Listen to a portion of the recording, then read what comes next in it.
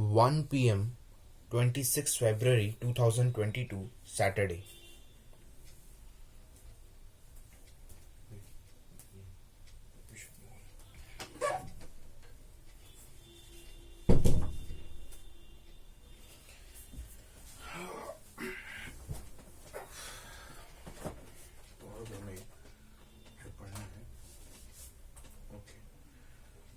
Page पलटता हूँ पहले मैं।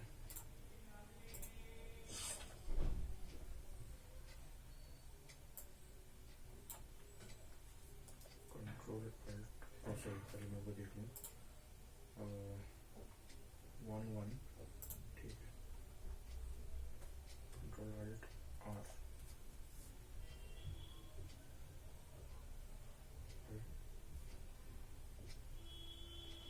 कंट्रोल अल्ट आर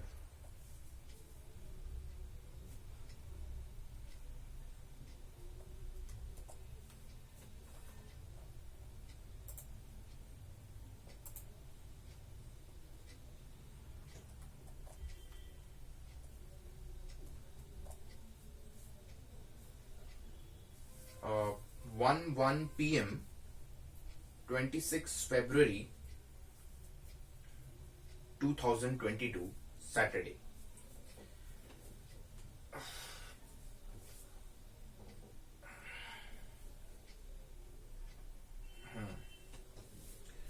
सो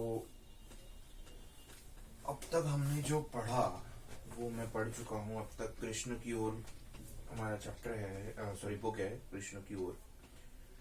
और अब तक हम लोग जो जितना पढ़ चुके हैं थोड़ा सा रिवाइज करना भी जरूरी है। तो सबसे पहले गुरुदेव को प्रणाम। जय श्री कृष्ण, जय नारायण, जय श्री प्रभुपाद। अब हम ग्रंथ को खोलेंगे और पढ़ेंगे। तो अब तक हमने जो पढ़ा, पहले तो हम चैप्टर पढ़ रहे हैं सुख का सीधा मार्ग। और इस चैप्टर में अब तक जो समझ आया है, अब तक जो समझ आया, पहले तो हमने पढ़ा कहां तक है ये हमें मालूम होना चाहिए। नहीं,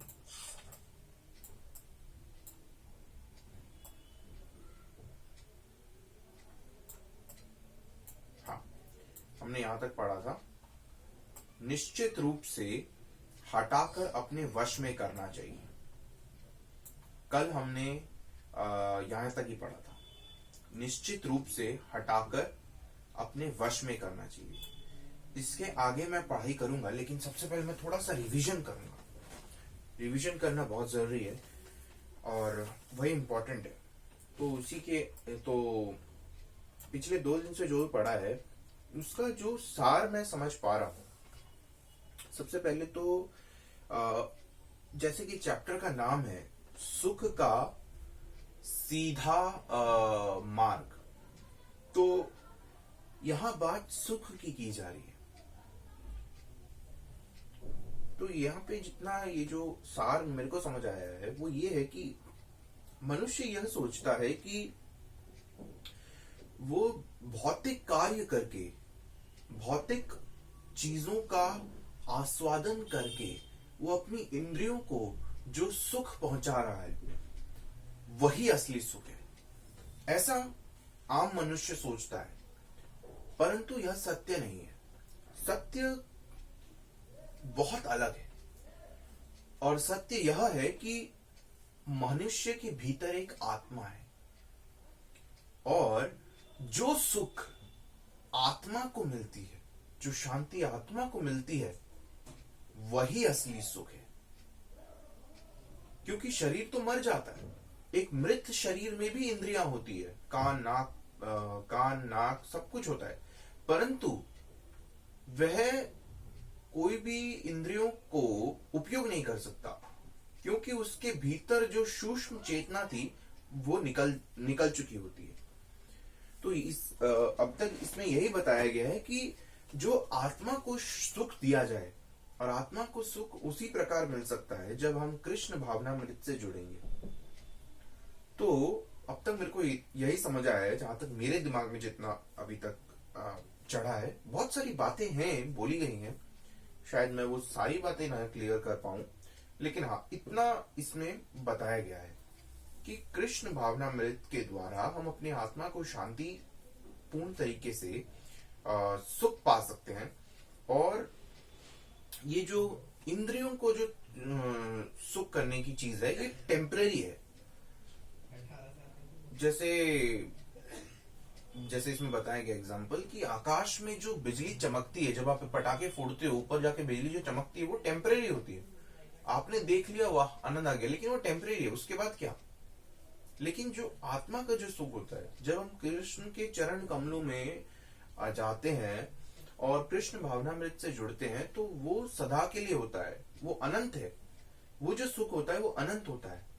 और ये जो भौतिक संसारिक सुख है वो टेम्पररी होता है। तो इतना मेरे को समझ आया। अब हम आगे कंटिन्यू चैप्टर को पढ़ेंगे।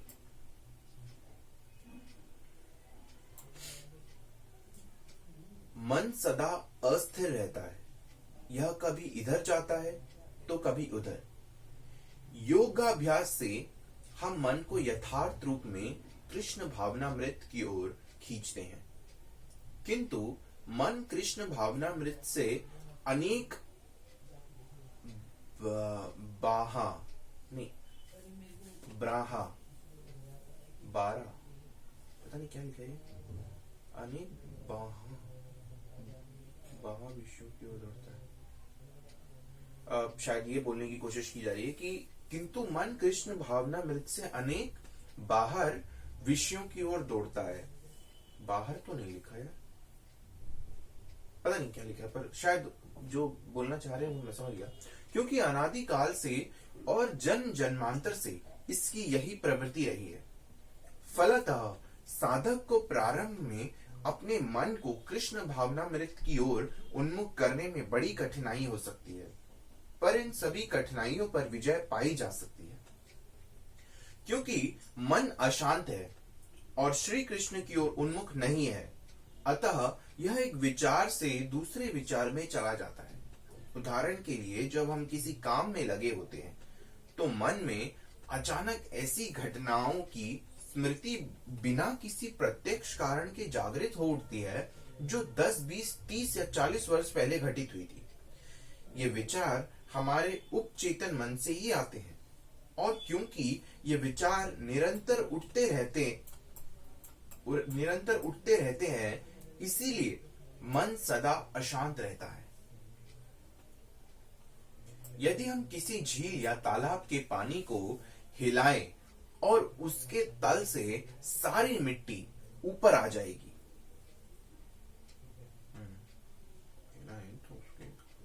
इसी प्रकार जब मन अशांत होता है तो उपचेतन मन से अनेक विचार उठ खड़े होते हैं जो उसमें वर्षों से संचित हुए रहते हैं। यदि हम तालाब को आंदोलित न करें तो मिट्टी तल में बैठ जाएगी। योग की यह प्रक्रिया मन को शांत करके इन सभी विचारों को स्थिर करने के लिए है। इसीलिए मन को उद्गीन और अशांत होने से रोकने के लिए अनेक यम नियम हैं।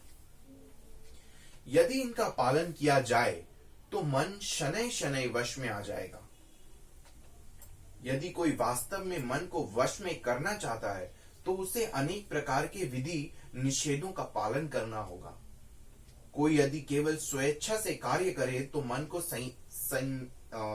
संयमित करने की क्या संभावना रहेगी। जब मन अंततः उस बिंदु तक प्रशिक्षित कर लिया जाता है जहां वह श्री कृष्ण के अतिरिक्त किसी और विषय का चिंतन नहीं करता, तब वह निष्फल हो जाएगा और उसे शांति प्राप्त हो जाएगी।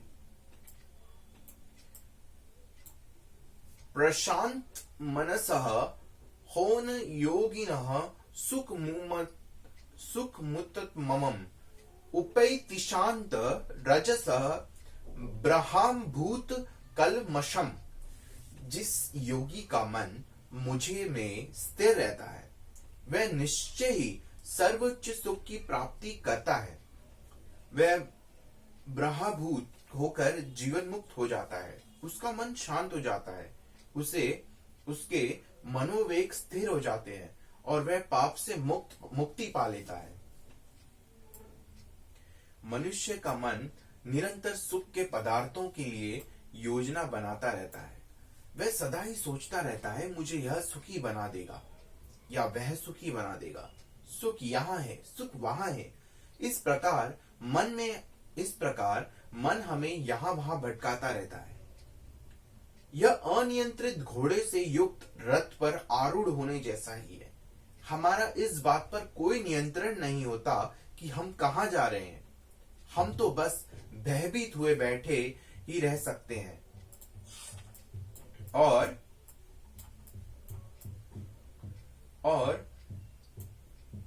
एक मिनट, मेरे को लगता मैं मिस कर दिया हूं कुछ।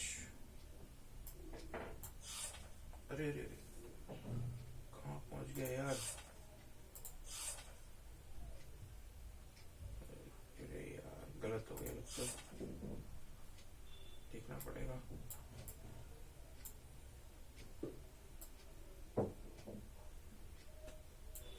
अच्छा, मैं काफी आगे पहुंचा दिया यार। तेरी चेक करना पड़ेगा कहां तक गया।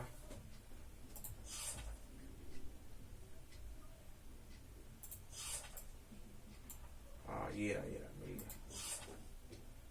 यही था ना मैं।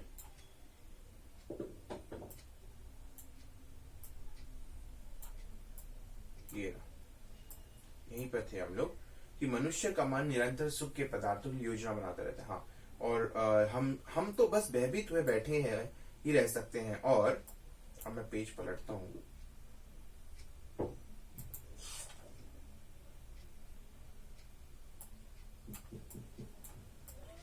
और निसहाय होकर देखते ही रह सकते हैं।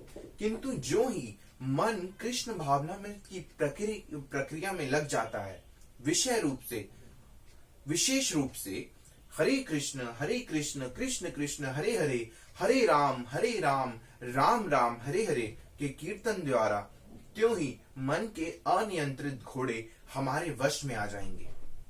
हमें अपने जीवन के प्रत्येक क्षण को कृष्ण की सेवा में लगा देना चाहिए, जिससे यह उद्गीन और अशांत मन हमें व्यर्थ ही इस नाशवान भौतिक जगत में सुख की खोज में एक पदार्थ से दूसरे पदार्थ की ओर खींच न ले जाए।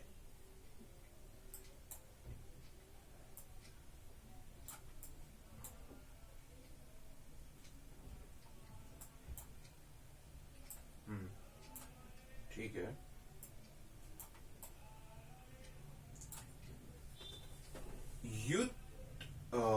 सॉरी, क्या लिखा है ये संस्कृत में? युत्रेवः सदात्मानः योगी विगत कल्मषः सुखेन ब्रह्मा संस्पर्शः मत्यन्तः सुख मश्नुते। समस्त भौतिक पापों से मुक्त होकर आत्मा में स्थित हुआ योगी परम चेतना में रहकर आनंद की चरम स्थिति को प्राप्त कर लेता है। श्री कृष्ण अपनी शरण में आए हुए भक्त के लिए सब प्रकार से आश्रयदाता बन जाते हैं। जब मनुष्य कठिनाई में होता है तो उसका संरक्षण, उसकी रक्षा करता है। भगवत गीता में कहा गया है कि श्री कृष्ण प्रत्येक प्राणी के सच्चे सुहृद हैं और हमें तो केवल उनसे अपनी इस मैत्री को पुनर्जागृत करना होता है। इस मैत्री को पुनर्जागृत करने का तरीका है कृष्ण भावनामृत की प्रक्रिया। कृष्ण भावनामृत के अभ्यास द्वारा भौतिक सुखों की अंधी कामना शांत हो जाएगी। यह अंधी आसक्ति ही हमें कृष्ण से दूर किए हुए हैं। श्री कृष्ण हमारे हृदय में निरंतर विराजमान है और वे अपनी ओर उन्मुख होने के लिए हमारी प्रतीक्षा कर रहे हैं, परंतु दुर्भाग्यवश हम भौतिक इच्छाओं के पेड़ के फल खाने में अतिशय लीन है। भौतिक सुखों को भोगने की यह तामसी विवशता समाप्त होनी चाहिए। और हमें अपनी वास्तविक पहचान ब्रह्मा यानी शुद्ध आत्मा में स्थित होना चाहिए। ये तो है। तो हमारा पहला चैप्टर कंप्लीट हो गया है। मुझे विश्वास नहीं हो रहा कि मैंने पहला चैप्टर कंप्लीट भी कर लिया। कमाल है। मुझे यकीन नहीं हो रहा मैंने पहला चैप्टर कंप्लीट कर लिया सच में, पर शायद। अच्छा खैर, जो अभी तक हमने जो पढ़ा, अभी तक हमने जो आज के लिए जितना पढ़ा है हमने कंटिन्यू में, उसमें हमें ये समझ आया कि कैसे हम अपने मन को कंट्रोल में कर सकते हैं। कैसे कर सकते हैं मन को कंट्रोल में, क्योंकि हमारा मन तो इधर उधर दौड़ता है, हमारा मन अशांत है। हम कुछ भी सोच लेते हैं, हम कुछ भी, हमारे भीतर कोई भी थॉट्स आ जाता है। इसीलिए बोला गया है कि हमें कृष्ण भावनामृत संघ से जुड़ना चाहिए, भगवान का कीर्तन करना चाहिए और भगवान की सेवा में हमें लगना चाहिए, ताकि हम भौतिक और सांसारिक में जो भी चीजें हैं जो हमें उनमें बांधने की कोशिश करती है माया में, उससे हम दूर होकर शांति से भगवान की सेवा कर सकें। इतना मेरे को, जो मैंने लास्ट लाइन में पढ़ा, इतना मेरे को मोटा मोटा सार में समझ आ गया। अब ये पहला चैप्टर हमारा सुख का सीधा मार्ग कंप्लीट हो चुका है। अब विश्वास नहीं हो रहा मैंने कंप्लीट कर लिया यार, सच में। मैंने कोई पेज छोड़ तो नहीं दिया गलती से? सुख का सीधा मार्ग हो गया यार। सारे पेज कर लिए ना मैंने, मेरे ख्याल से मैंने कर लिए होंगे। उसके बाद हाँ, मैंने ये पढ़ा है, विचलित हुआ, हाँ ये भी पढ़ा मैंने, हाँ ये भी पढ़ा मैंने, हाँ ये भी पढ़ा। वाओ यार, मैंने कंप्लीट कर लिया। सो फर्स्ट चैप्टर मेरा पूरा हो गया है। और सेकंड चैप्टर क्या है? कृष्ण संकीर्तन और कृष्ण को जानने की विधि। ठीक है, वो नेक्स्ट डे करेंगे। सो आज हमारा फर्स्ट चैप्टर कंप्लीट हो चुका है और मैंने फर्स्ट चैप्टर कृष्ण की ओर का जो पहला चैप्टर है वो मैंने पूरा कंप्लीट कर लिया है और पूरा पढ़ लिया है पहला चैप्टर। और जितनी मेरी बुद्धि है, उस बुद्धि के हिसाब से जितना मेरे को समझ आना चाहिए वो समझ आ गया है। बाद में मैं और भी रिपीटिवली पढ़ता रहता हूं तो वो और क्लियर से समझ आ जाएगा। सो अब कल या परसों जब भी टाइम मिलेगा तो हम सेकंड चैप्टर फिर करेंगे। चलो अब रख देता हूं।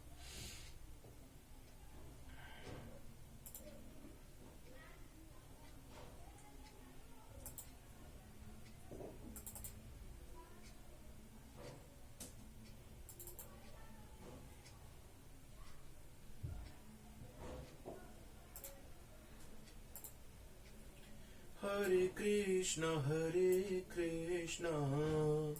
कृष्ण कृष्ण हरे हरे, हरे राम राम राम। ये है ना?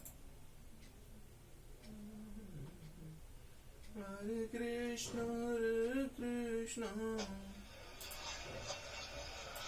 So